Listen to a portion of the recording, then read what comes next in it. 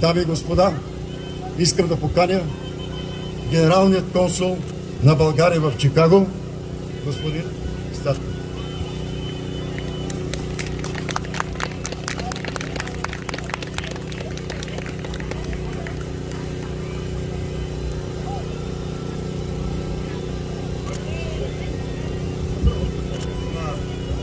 Добър ден на всички!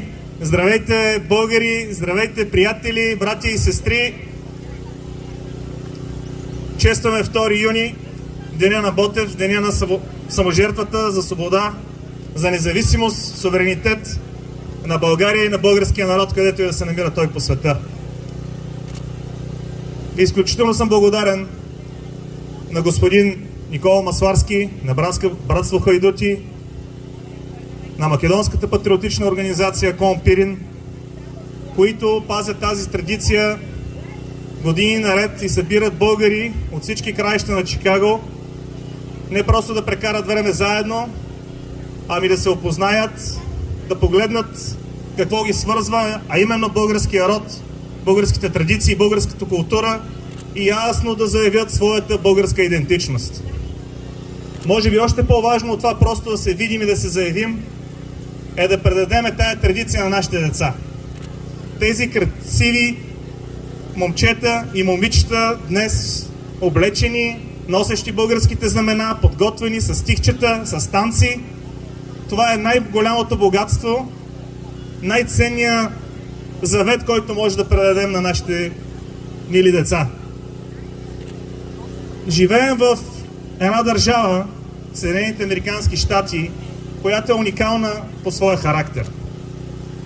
Има много неща, които са неповторими на други места по света. Но едно от нещата, които прави Америка различна в позитивен план, че тя насърчава представителите на различните общности, независимо от коя точка на планетата идват, да се заявят, да се чувстват свободни, независими, да се чувстват горди от своя произход. Огледайте се и си помислете от всички общности по света колко имат такава свобода, не просто свобода, ами самата държава да ги насърчава да се заявяват като българи. Днес празнуваме Деня на Ботев. Празнуваме смъртта на един гениален поет и революционер. Загинал на 28 години. На 28 години.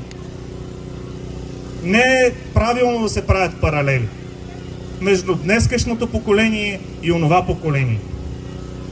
Не е правилно, знаете ли защо? Защото онова поколение не е изпитвало вкуса на свободата. То е давало живота си, за да докосне свободата, за да я превърне в реалност. Реалност, която да завещае на нас да отстояваме. И ако има нещо, което трябва да се замислиме, как ние отстояваме нашата свобода? Как я браним? Какво даваме, за да предадем тази свобода, да се заявим като българи в чужбина на нашите деца? Споменах за Америка, че тя насърчава да запазваме нашата идентичност. Но има, за съжаление, държави, където има един огромен грях. И този грях е да кажеш, че си българин. Казвам това тук на тази сцена, защото сред организаторите има представители именно на Македонската патриотична организация Клон Пирин. Организация на 100 години, която 1922 година е създадена именно за да отстоява правата и интересите на българите в региона на Македония. Огромна част от тях е тук, днес, в Америка. Много от тях дори са забравили българския си език, но знаят техния род и происход.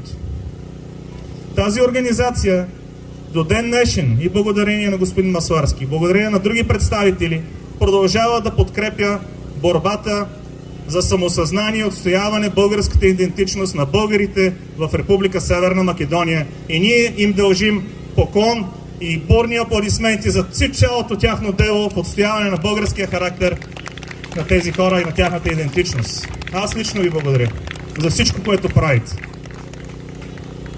А какво правят те, нашите приятели българите в Северна Македония? Те се опитват единствено да отстоят своето естествено човешко право да се заявят като българи. Нищо повече.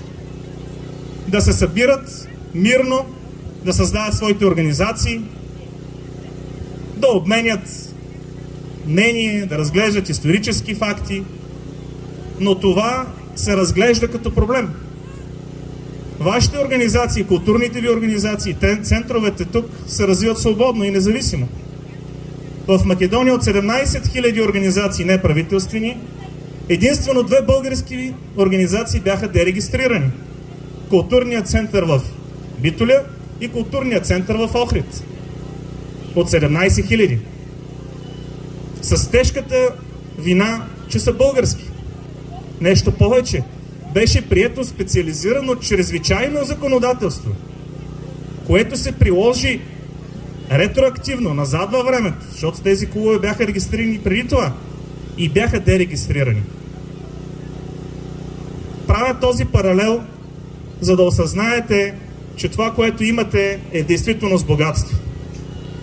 Правя този паралел също така, за да ви кажа, че има хора, които се опитват да разделят българските патриоти на българи в България и на българите в чужбина. За мен българина е патриот, където и да се намира по света, и българите си помагат и са показали, че могат да се обединяват в случаи на криза и в случаи на необходимост.